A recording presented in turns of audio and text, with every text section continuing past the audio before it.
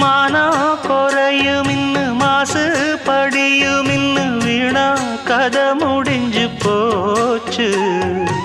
ஈசான மூலையில லேசான பள்ளி சத்தம் மாமன் பேர சொல்லி பேசுது. ஆறாத சோகந்தன்ன தீராம சேர்த்து வச்சு ஊரும் சேர்ந்து என்ன ஏசுது.